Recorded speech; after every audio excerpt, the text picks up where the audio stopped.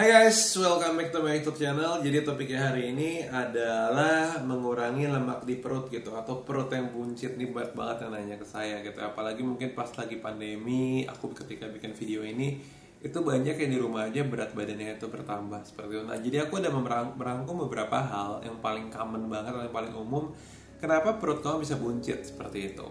Nah, yang pertama-tama adalah terjadinya penumpukan lemak gitu. Jadi penumpukan lemak itu ada dua, yaitu adalah subkutan dan visceral fat gitu. Jadi subkutan itu artinya di bawah kulit gitu ya. Sub itu di bawah, kutan itu kulit. Jadi dia di bawah kulit. Jadi lemak itu di bawah kulit, makin lama makin buncit seperti itu.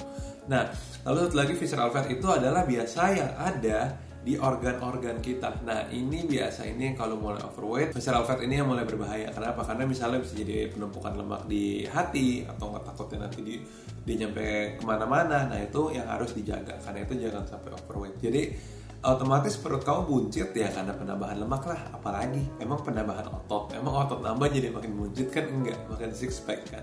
Jadi semua lemak yang bertambah itu semua terjadi di bawah kulit, dan kadang juga bisa sampai ke organ kayak gitu. Jadi harus dijaga. Nah, yang kedua dari pola makan, aku dulu juga pernah berpikir hal seperti ini ya. Aku udah ngurangin lemak, kok lemak gue segitu-segitu aja gitu.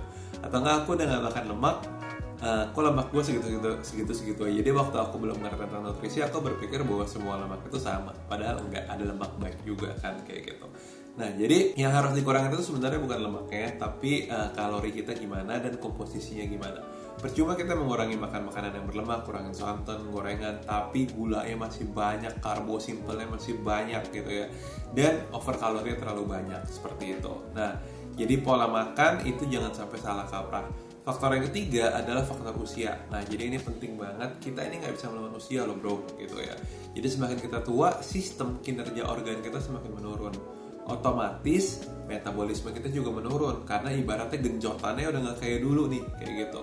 Nah, jadi kita nih harus balance juga. Semakin kita tua, sebenarnya kita harus semakin menjaga hidup, ada olahraga juga biar ada metabolisme meningkat juga seperti itu. Karena kalau didiemin bahaya banget, berat kita naik terus tahun ke tahun, dan itu nggak bagus juga kayak gitu. Nah, poin keempat itu masih lanjut seperti poin ketiga, yaitu nggak pernah olahraga. Jadi biasanya mereka yang memiliki masalah perut buncit itu adalah karena nggak pernah olahraga.